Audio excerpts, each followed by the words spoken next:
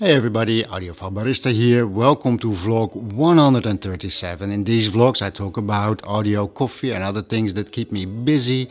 I have some very interesting things for you today, so make sure to watch the video all the way and let's get started. Now what's going on over here? Well, as you can see on the floor there are a lot of pieces of CD jewel cases. Over there you see my little table.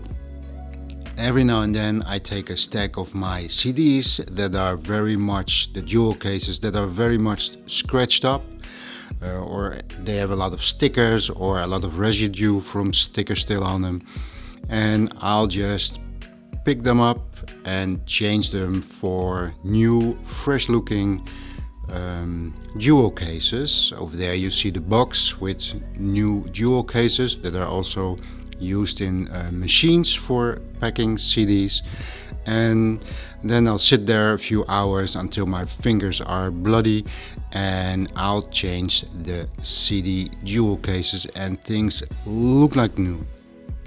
Every now and then you pick out a CD case that looks scratched, old, stickers over it, and the difference between picking out one of those and picking out a CD case that looks brand new also makes you feel more to play the music, and that is what I've been doing over here.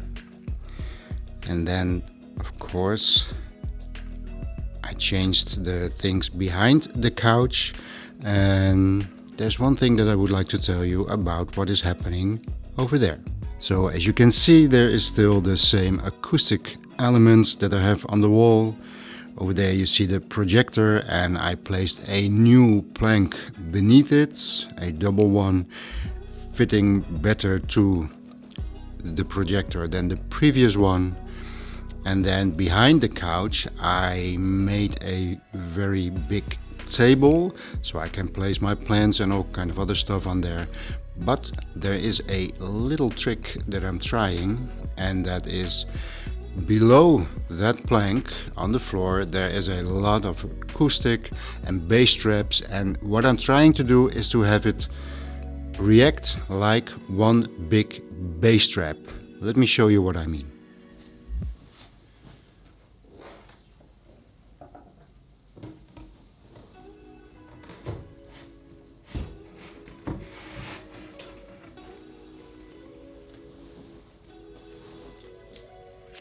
Okay, so in there is the spot where I can reach and have all my electrical stuff, because if this was one big plank I would never be able to get under it and change things. Now let me show you what is beneath there. Okay, this is going to be handheld, and over here you can see the PS Audio deck tent. This is where I put all the lights, the Google over there, this lamp, all of those lights are connected over here. Now I'm hoping that that also will minimize the noise on the main power system in my home. I don't know, that's not why I bought this PS Audio. I already had this, so I'm just using it over here. So that's one thing. Over there you see another filter. This one is purely for the projector. This is a audio and video filter, so that is put onto the projector. This one goes to the projector. This one is the box that is in between that places, oh, it's right over there, that one. What that box does is to change HDMI into Ethernet, meaning I can run a very long Ethernet cable, then change it back, the signal, to HDMI and have it feed the projector. Otherwise I would have needed a very extremely long HDMI cable over here, and that may or may not work. And this system, changing it near the Oppo into Ethernet, and changing it back into HDMI over here works absolutely fantastic. So that's one thing. I have a little table here that I can change my power adapters and things that I need over here. Over there it's a little bit dark, but you can see I am filling this up with all the acoustic material that I have, the bass straps that I have, and over here cushions, all kind of absorbing material in order to try and have this table, beneath this table, act like a big bass trap. I'm not sure if it's going to work, but that is what I'm going to experiment. Okay, what else is going on? Well, because of the new couch, which is a little bit further away than the previous couch, and it is a little bit off center to where the previous couch was, so I am every now and then playing around with loudspeaker placement. So that is the tape on the floor, and that helps me to make sure that both loudspeakers are the same distance from the center line that I'm listening to. And so I'm playing around a little bit with the placement of the loudspeakers. Now, another thing that is keeping me busy is the status of my Audion Silver Night limited 20th anniversary edition. And the thing is that over the last month, 1.5 months, this thing became noisier and noisier. There's so much noise coming through the loudspeakers. Now, these are of course high efficiency loudspeakers, so if there is any noise in the system, you will hear it through these loudspeakers. But I hope that the two little tubes on the front, that those are the culprits, and what I have to do is to buy 2 new ones. So that is going to happen, and until then I'm going to replace this one with another power amplifier. So what I'm going to do is I'm going to replace it with the Fosi Audio ZA3. I did a review on that, and I already have used it on my Ocellia loudspeakers. Now, for me it is not the perfect match. I much prefer the Audion on the Ocellias over the Fosi Audio amplifier. I'm going to use the Fosi as a power amp in this case. And the main thing, especially for now, this thing is dead quiet. There's absolutely zero noise coming from that little amplifier. So that is why I also know that if I put that one in, it is so noisy compared to that one, and then the only thing that is changed in the system is the power amp. So I know the preamp, which has new tubes in it, that is dead quiet. Otherwise it would have shined through also through the Fosi, but this needs to be changed. Something is wrong with this thing, and the loudness of that noise it's just horrible. I cannot stand it. So let's change it for the Fosi Audio.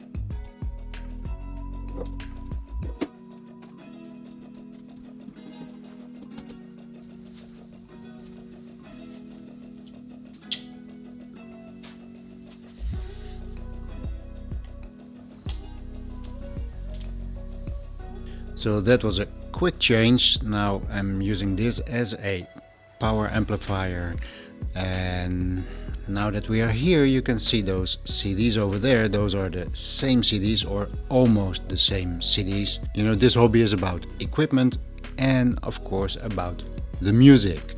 So every now and then I like to do these little experiments.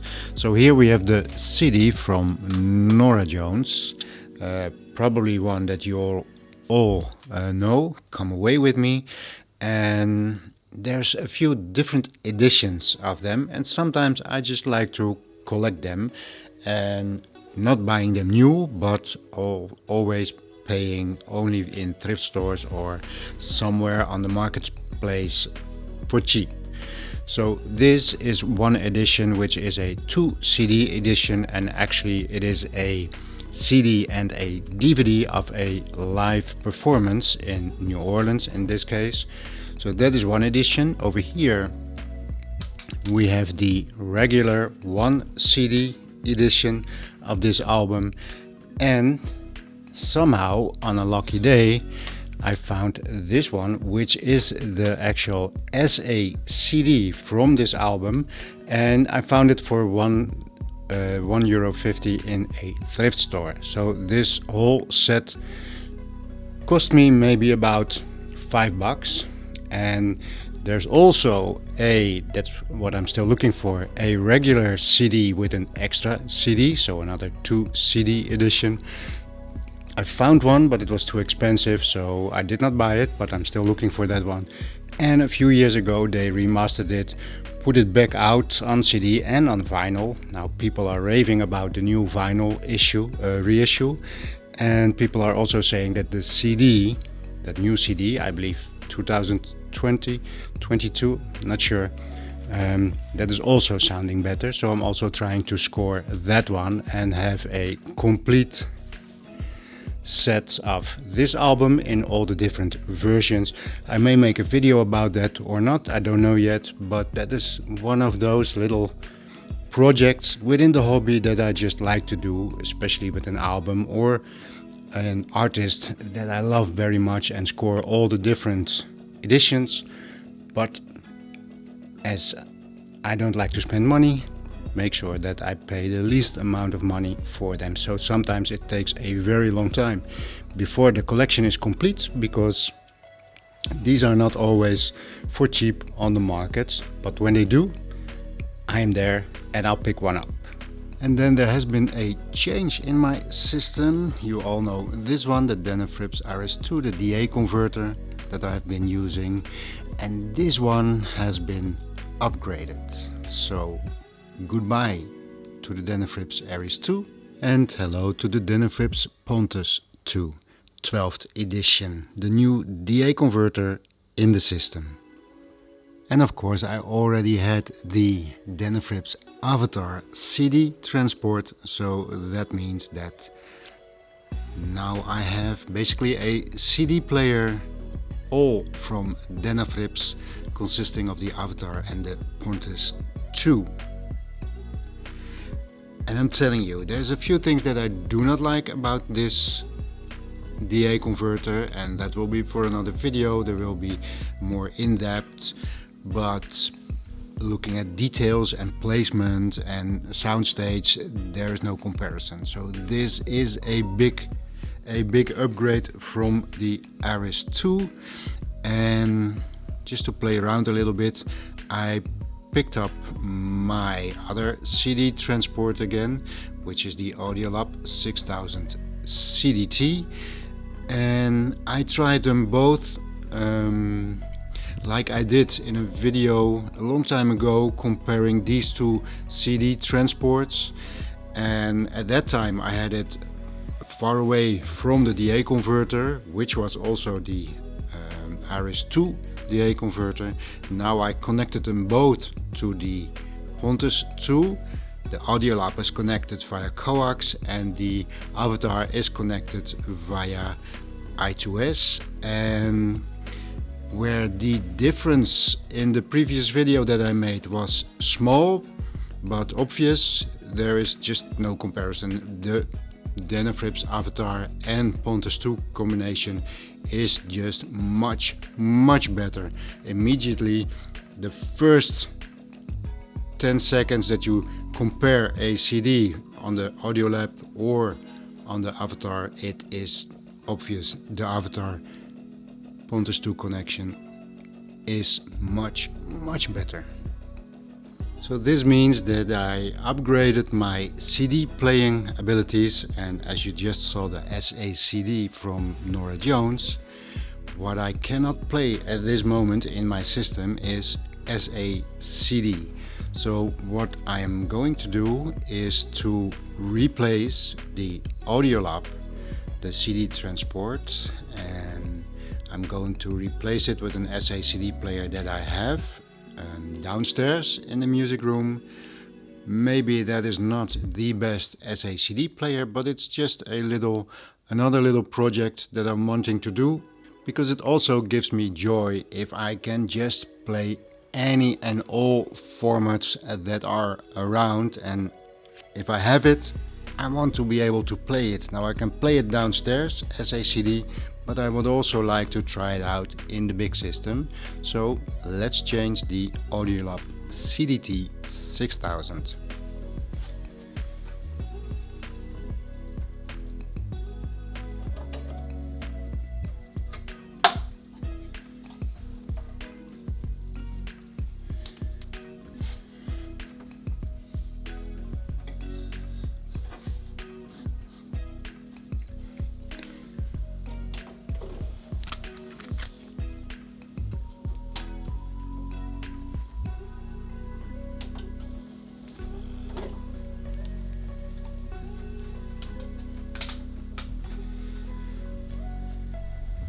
So now I can play SACDs. We have the SACD player over here. Now the Denafrips does not pick up an SACD signal. It is now connected via coax to the Denafrips, but this one is a regular interlink going into the ear Yoshino preamp, and that is how I can play SACDs. But this means that I'm using the DA converter in here, and this is just a very inexpensive Marantz SACD player, so I don't know if this is an improvement or maybe I need to get a CD transport that also plays SACDs. I'm not sure yet. This is just one of those other little experiments that I like to do during the weeks, and I'm sharing it with you.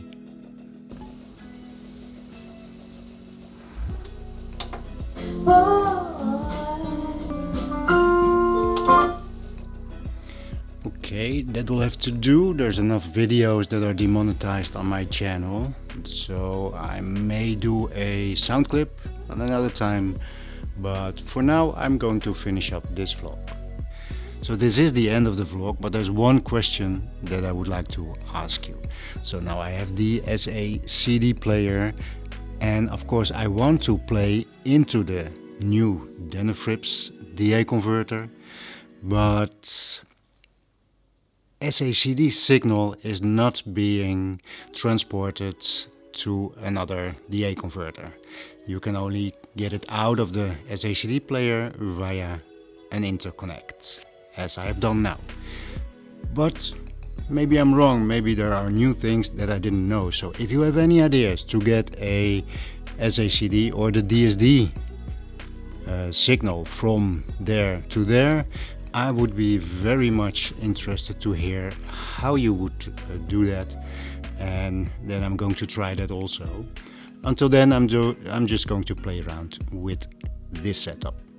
So as you can see, it is a bit of a cloudy day in Rotterdam. It is dry, it is not too cold, not too warm, it's just perfect, at least for me. And there's one last thing that I want to say. It has been a long time. I did post a video last week, but it had been a long time before that I posted a video. And when I started this channel, I promised myself I would never apologize for not making videos, because this is my hobby and I also have other things to make sure that I can pay the rent every month. I need to work, and for me because of my kind of work, these are the months that I can make my money. So I have to work a lot and there's not much time for making videos. So I'm not going to apologize, but I am going to explain. You see, as soon as I can live off of this channel, which may never happen and for now is not in the near future, not at all. So what I did, I made a little bit of a calculation. What is it actually that I am earning making all these videos per hour? So I took the total amount of money that I made with my YouTube channel. I divided it by the amount of videos that I made, which is just over 300. And then I divided it by 10, calculating that it is about 10 hours in general that I spend on making, filming, editing a video. And after doing all the calculations, it means that my earnings per hour are a whopping 80 cents, 80 cents. And that is before taxes. So as you can understand, there's no way I can live off of this channel, so I have to work. These are the months that I make my money, because during the holidays there is zero work for me and I only make money when I work. So if you want to support the channel, make sure to subscribe, and YouTube also likes it very much when you write something in the comment section. The more action there is in the comment section, the more the algorithm of YouTube will propose these videos to other people that may not know about this channel yet. So help me out, subscribe, and for now it is Friday, so I'm wishing you a very nice weekend. Thank you for watching and I will see you in the next one.